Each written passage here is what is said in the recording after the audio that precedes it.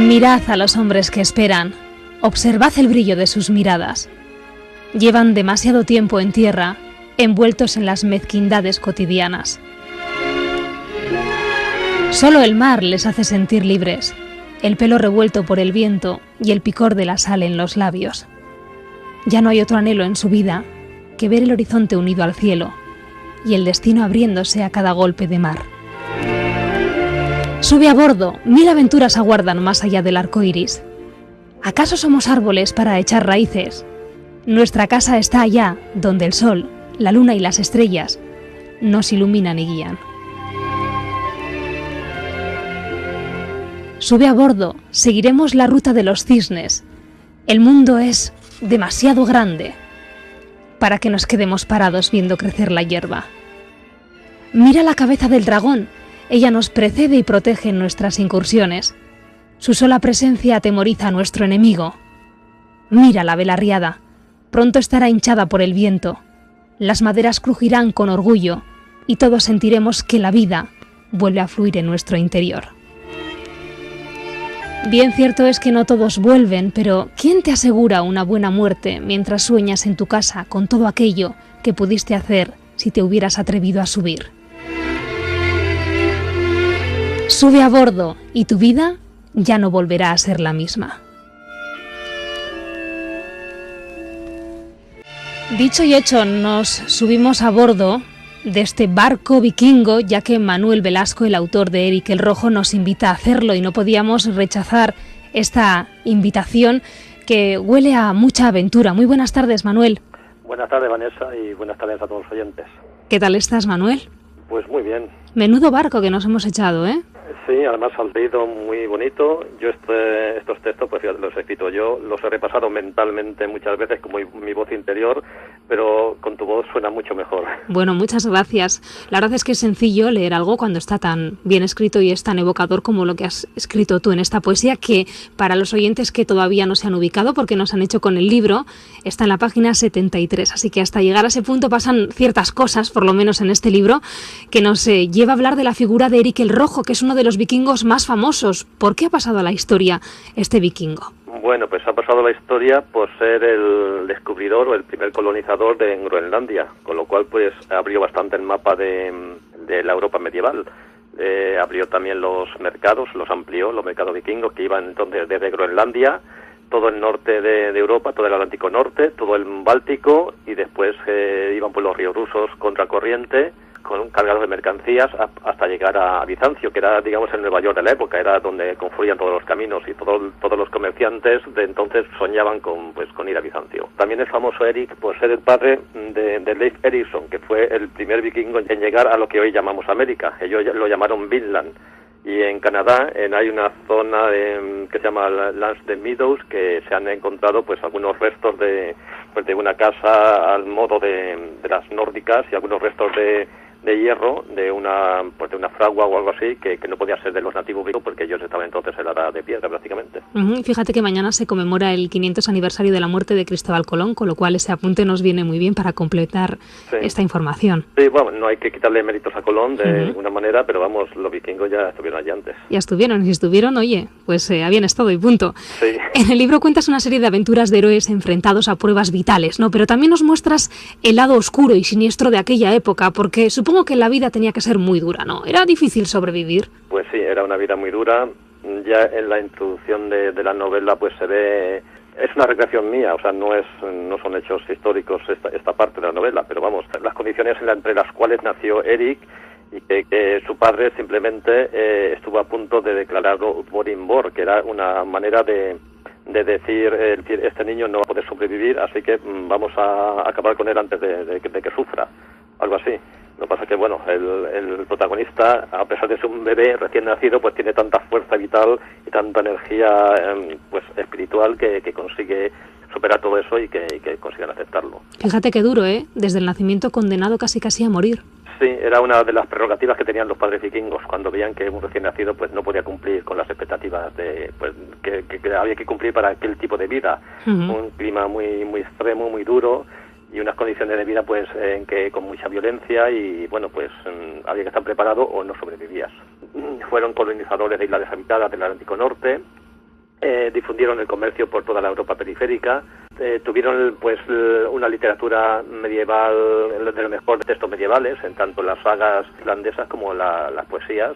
Y bueno, pues hay esa faceta, no contradice, porque obviamente eran violentos y hacían expediciones de saqueo, pero vamos, hay que complementarlo para ser justo con la historia, con este otro que yo llamo vikingo constructivo. Porque es curioso, efectivamente, la imagen que tenemos de los vikingos, ¿no? Siempre han dado esa imagen de ser temibles guerreros, pero bueno, pues como decimos, tenemos que dar la justa importancia, por lo menos el valor que tuvieron en su época, el papel que han jugado realmente en la historia, pero es inevitable que hablemos también, Manuel, de algunos tópicos, creo que erróneos, ¿no? Que a veces damos como ciertos sobre los vikingos. ¿Cuáles serían? Lo de los cuernos en la cabeza y todo eso, ¿eso es verídico? Pues es el tópico más grande y más falso que hay de todos. No me digas. Totalmente. ¡Qué chasco! Bueno, pues han encontrado cientos de tumbas de vikingos en Inglaterra. Gran parte de Inglaterra estuvo bajo dominio vikingo, incluso hubo 4 reyes vikingos sentados en el trono de Londres. Pues se han encontrado allí muchas tumbas vikingas, mucho en los países nórdicos, por supuesto. Entonces a los vikingos se les enterraba con su armamento, incluido su casco. Ni uno solo con cuernos. O sea que no tenían cornamenta, por lo menos visual. Por lo menos en los cascos. Visible, en los cascos. Además, pensándolo bien, para un guerrero pues debe ser muy incómodo pelear a espada, uno pues tenía que estar siempre calculando el movimiento, el ángulo del brazo para no interferir con los cuernos. Muy poco práctico realmente. Muy poco práctico. Bueno, y esa imagen de hombres rudos, fuertes, rubios, pelirrojos, eso yo creo que será cierto, ¿no? Porque las circunstancias, como tú nos decías, de la vida de aquella época implicaban que uno tenía que adaptarse al medio o morir, ¿no? Sí, hombre, lo de rudos y fuertes, pues sí, se han encontrado tumbas. Hay una en Inglaterra que de alguien que llegaba a superar 1,90, cuando la media europea era 1,50 en aquella época, o sea que eran un poquito gigantones. Fíjate. Lo de rubios y de ojos azules, pues había, pero no todos, porque los vikingos lo que hacían era mezclarse con las nativas por todos los lugares donde iban. Entonces, sí, eran muy abiertos en ese sí, muy promiscuos, ¿no? Sí. Y entonces, por ejemplo, en Irlanda, donde ocuparon pues gran parte de la isla, allí llegó a haber una palabra gaélica para designar a los hijos de vikingo e irlandesa, que era traducido al español sería mitad y mitad. O sea que se mezclaron mucho, y claro, la mezcla no salían siempre niños rubios y de ojos azules. Obviamente, las mezclas qué bonitas son, a mí me gustan mucho. Cuando hay una mezcla de varias razas y encima ha ido mezclándose todavía más en las generaciones, salen unas personas guapísimas, me encanta. Por cierto, a margen de este libro que ya tenemos entre nuestras manos, Eric el Rojo, ¿tienes algún que otro proyecto más literario? Bueno, ahora acaba de salir a la calle pues esta semana, se está distribuyendo aún por las librerías, y la semana que viene tenemos la Feria del Libro aquí en Madrid. Sí. El año pasado pues estuve en la caseta de países nórdicos, que es ya un clásico también en la Feria del Libro, donde todos los libros que hay traducidos al español pues se pueden conseguir en esta caseta, que está hecha por una librería que es Tierra de Fuego y patrocinado por las embajadas de los países nórdicos. Entonces, pues es un punto de encuentro para todos los que les gusta pues tanto libros de viaje, literatura traducida o temas vikingos. Si te parece, me voy a convertir en una auténtica vikinga y me toca a mí ahora navegar esta nave en la que nos vamos. Manuel Velasco, ha sido un placer este viaje, de verdad, un gustazo, esta aventura que nos has propuesto a esta hora de la tarde. Si te parece, lo que vamos a hacer es, como ya nos has puesto la miel en los labios, dejar que nuestro compañero John Martija, que lee súper bien los libros que tenemos en la Biblioteca del Desván, nos sirva este aperitivo que es el primer capítulo de tu novela Eric el Rojo. ¿Te parece, Manuel? Perfecto. Por cierto, la editorial es Arco Press, para que nadie se olvide. Un libro, como decimos, de una aventura alucinante cuya base histórica es real. Muchas gracias.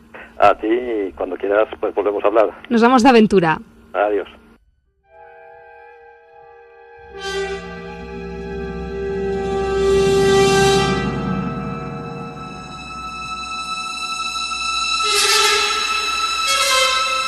En el fiordo de Ulstán, al sudoeste de Noruega, muchos pensaron que aquello no era sino el comienzo del Ragnarok, la gran batalla del fin de los tiempos que, según las leyendas, sería precedida de un terrible invierno.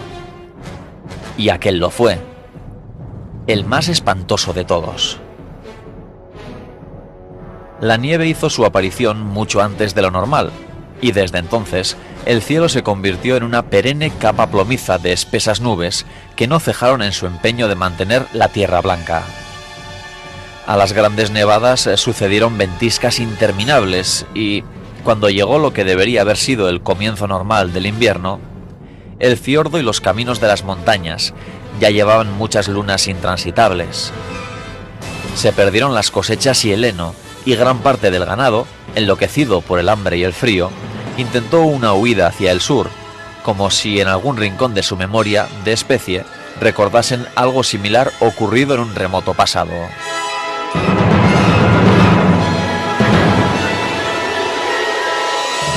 Se sacrificaron todos los animales que no escaparon, tanto para ser comidos como para que no muriesen ante la escasez de forraje. El olor de la sangre atrajo a osos solitarios y manadas de lobos hambrientos. Algunos hombres, tan desesperados como ellos, salieron a cazarlos. Ninguno volvió. Otro signo del Ragnarok fue la actitud de la gente. Las escasas provisiones mermaron rápidamente, y en más de una granja se hicieron cosas que más tarde nadie querría recordar. Se olvidaron demasiadas normas que hasta entonces habían supuesto la forma normal de vida en aquellas tierras. Normas perfiladas a lo largo de generaciones para hacer la existencia posible en un lugar bastante aislado donde era muy fácil cruzar los límites y caer en la barbarie más absoluta. Pero aquel largo y siniestro invierno, cuando el hambre se superpuso a cualquier voluntad, la vida mostró su rostro más cruel y hubo que seguir adelante de cualquier manera.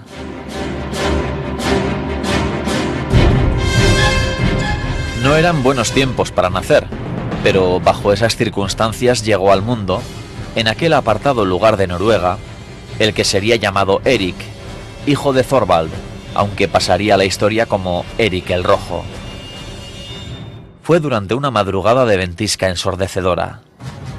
Tras sacar el pequeño cuerpo con brusquedad del vientre de la madre, Thorvald, sin disimular la repugnancia que le causaba aquella actividad impropia de un hombre, lo observó a la mortecina luz de una lámpara y le encontró todo tipo de defectos, aunque realmente solo tenía uno. Estaba muy delgado. Pero un padre tenía derecho a rechazar a un hijo que naciese con alguna deficiencia o que considerase que no fuera a crecer sano y fuerte para llenar de orgullo a su familia. Al fin y al cabo, un bebé no se consideraba un ser humano hasta que se le había puesto nombre, al 9º día del nacimiento. Asdis, agotada por el cansancio y el dolor, lloriqueaba en la cama mientras veía cómo su marido meneaba negativamente la cabeza. La expresión no dejaba lugar a dudas. Pero, ¿cómo hacerle comprender que tantos meses de sufrimientos no podían terminar de aquella manera? Así, según la costumbre, el recién nacido fue declarado Uborin Born y, por lo tanto, expuesto a la intemperie. Thorvald colocó el pequeño cuerpo sobre el hielo, detrás de la casa, cubierto con los trapos manchados de sangre aún caliente, pensando que eso atraería más rápidamente a los lobos y no quedaría ni rastro del que lamentarse más tarde. Pero, poco después, la madre salió de su inconsciencia y, medio desnuda como estaba, desafió el intenso frío y corrió al exterior atraída por un llanto que únicamente ella pudo escuchar. El bebé estaba vivo y reclamaba con unas fuerzas que solo podían calificarse de sobrehumanas el derecho a seguir estándolo. Asdis lo apretó contra su pecho y ya nadie pudo quitárselo. Thorvald, con los ojos húmedos, tuvo que reconocer su equivocación. Un bebé con aquella capacidad de supervivencia no merecía ser expuesto. Prometió hacer sacrificios a los dioses cuando eso fuera posible, tanto para agradecerles a aquel hijo como para hacerse perdonar su grave error.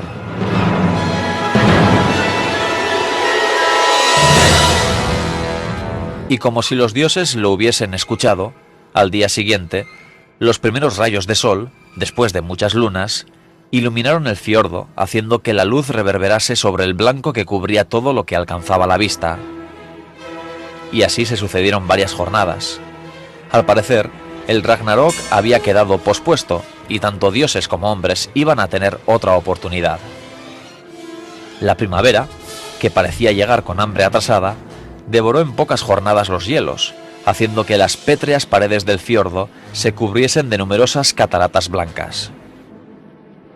Árboles y plantas, sabedores de lo efímero del clima cálido en aquellas latitudes, despertaron de su letargo, cubriendo rápidamente la tierra de un verde exultante.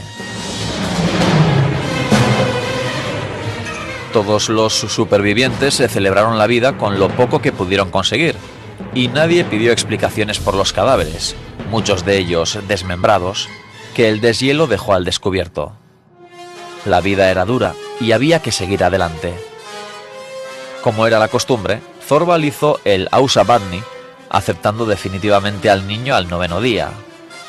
Con el signo de Thor, asperjando sobre él unas gotas de agua y dándole el nombre de Eric en memoria de un antepasado de gloriosa memoria. Aunque se suponía que hasta ese momento el alma no entraba en el cuerpo de un bebé, la mayoría de los presentes tenían serias dudas de que aquel cuerpecito pelirrojo no estuviese animado por un poderoso espíritu desde el mismo instante en que nació. En cualquier caso, todos estuvieron de acuerdo en que era poseedor de una gran Hamidya que le protegería a lo largo de una larga y venturosa vida.